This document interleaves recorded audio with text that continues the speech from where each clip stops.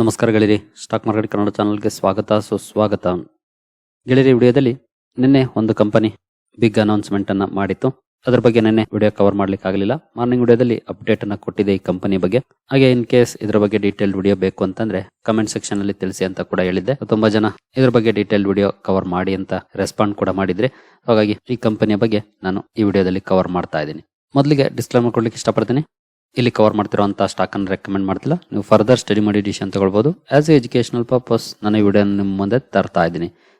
Company ಯಾವುದು ಅಂತ ನೋಡೋದಾದ್ರೆ PG ಎಲೆಕ್ಟ್ರೋಪ್ಲಾಸ್ಟ್. ಇವತ್ತು ನೋಡಬಹುದು 7% ರ್ಯಾಲಿ ಈ ಸ್ಟಾಕ್ ಅಲ್ಲಿ ನೋಡ್ಲಿಕ್ಕೆ ಸಿಕ್ಕಿದೆ. ಇದರ ಬಗ್ಗೆ ನ್ಯೂಸ್ ಅನ್ನ ನಾನು ಮಾರ್ನಿಂಗ್ ವಿಡಿಯೋದಲ್ಲೇ ಕವರ್ ಮಾಡಿದ್ದೆ. ನೋಡಬಹುದು stock jumps 10% after company to manufacture EV and lithium batteries in India. ಈ ಅನೌನ್ಸ್ಮೆಂಟ್ ಅನ್ನ ನಿನ್ನೆ ಮಾಡಿತ್ತು. ಕಂಪನಿಯ ಅಫಿಷಿಯಲ್ ಅನೌನ್ಸ್ಮೆಂಟ್ ಅನ್ನು ನೋಡಿದರೆ ನೋಡಬಹುದು ಡೇಟ್ ನಿನ್ನೆ date. PG Electroplast wholly owned subsidiary PG Technoplast enters electric vehicle assembly and lithium ion battery assembly. Electric vehicles assembly ಹಾಗೂ ಲಿಥಿಯಂ ಅಯಾನ್ ಬ್ಯಾಟರಿ ಅಸೆಂಬ್ಲಿ ಮಾಡುವಂತ ಬಿಸ್ನೆಸ್ಗೆ ಥ್ರೂ ಇದರ ಸಬ್ಸಿಡಿಯರಿ PG ಟೆಕ್ನೋಪ್ಲಾಸ್ಟ್ ಮೂಲಕ ಇಳಿಯುವಂತ ನಿರ್ಧಾರವನ್ನು ಮಾಡಿದೆ.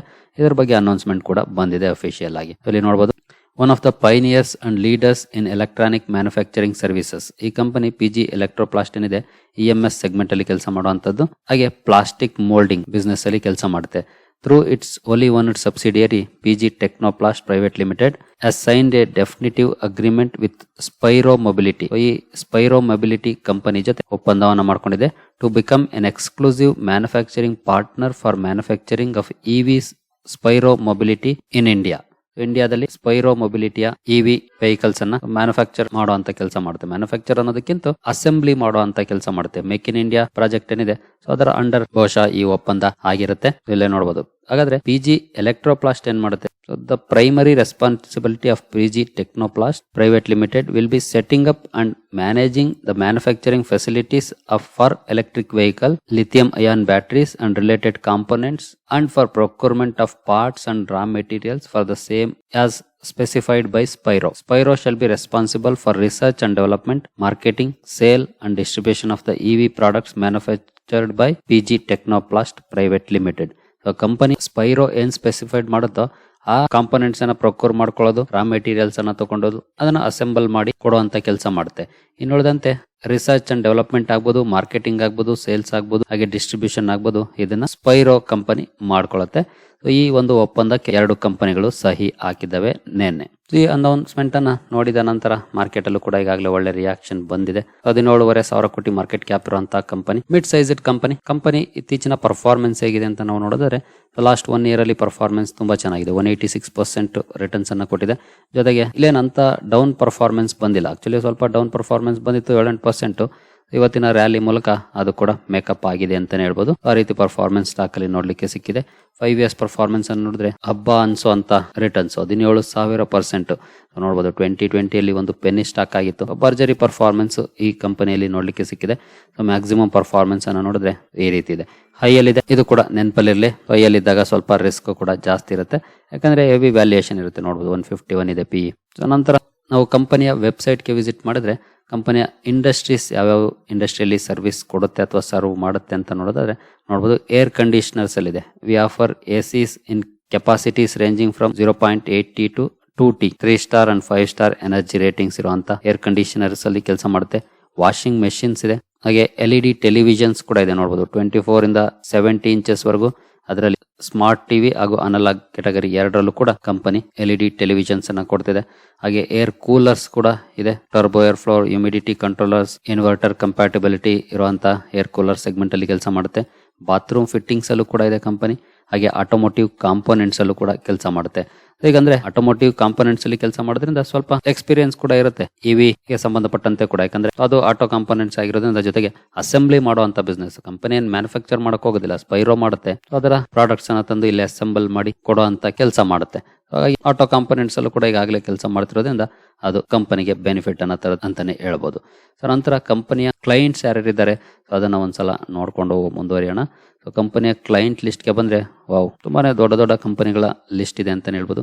ಏಸರ್ ಇದೆ, Aiwa, Amstrad, A O Smith, Bajaj Electricals, Blue Star, BPL, Carrier, Croma, Crompton, Daikin, Eureka Forbes, Flipkart, Godrej, Grohe, Haier, Havells, Honeywell, Hyundai, Intex, Jabil, Jaguar, Kelvinator, Kodak, Kohler, ತುಂಬಾ ದೊಡ್ಡ ದೊಡ್ಡ ಕಂಪನಿಗಳೇ ಇದಾವೆ ನೋಡಬಹುದು. ಲಾವಾ ಇದೆ, LG ಇದೆ, ಲೆಲಾಯ್ಡ್ ಇದೆ, Lumax, Marq Midea, Motherson International ಕೂಡ ಇದೆ, Onida, Orient Electric, Panasonic, Realme, Reliance Digital, Salcomp, Sansui, SMR, Spark, TCL, Thomson, T Series, Usha, Voltas Beko, White Westinghouse, Whirlpool. Majority companies well known companies ಅಂತಾನೆ ಹೇಳ್ಬೋದು. ಇವೆಲ್ಲನೂ ಕೂಡ ಕಂಪನಿಯ client list ಅಲ್ಲಿ ಇದೆ. ಒಳ್ಳೊಳ್ಳೆ ಕ್ಲೈಂಟ್ಸ್ ಅನ್ನ ಕಂಪನಿ ಹೊಂದಿದೆ, ಒಳ್ಳೆ ಕ್ಲೈಂಟ್ ಬೇಸ್ ಅನ್ನ ಕಂಪನಿ ಹೊಂದಿದೆ ಅಂತಾನೆ ಹೇಳ್ಬೋದು. ದೊಡ್ಡ ದೊಡ್ಡ ಬ್ರಾಂಡ್ಸ್ ಈ ಕಂಪನಿ ಜೊತೆ ಕೈ ಜೋಡಿಸಿದಾವೆ. ಇನ್ನು ಕಂಪನಿಯ ಫೈನಾನ್ಷಿಯಲ್ಸ್ ಅನ್ನ ನಾವು ನೋಡೋದಾದ್ರೆ, ಕಂಪನಿಯ ಬ್ಯಾಲೆನ್ಸ್ ಶೀಟ್ ಅನ್ನ ನಾವು ನೋಡೋದಾದ್ರೆ 917 ಕೋಟಿ ರಿಸರ್ವ್ಸ್ ಇದೆ. ಜೊತೆಗೆ ಲಾಸ್ಟ್ 5 ಇಯರ್ಸ್ ಅಲ್ಲಿ ತುಂಬಾ ಒಳ್ಳೆ ಪ್ರಮಾಣದಲ್ಲಿ ಆ ರಿಸರ್ವ್ಸ್ ಬೆಳೆದಿದೆ ನೋಡಬಹುದು. ವರ್ಷದಿಂದ ವರ್ಷಕ್ಕೆ ತುಂಬಾ ಚೆನ್ನಾಗಿ ಬೆಳೀತಾ ಇದೆ. ಸಾಲ 33 ಕೋಟಿ ಇದೆ.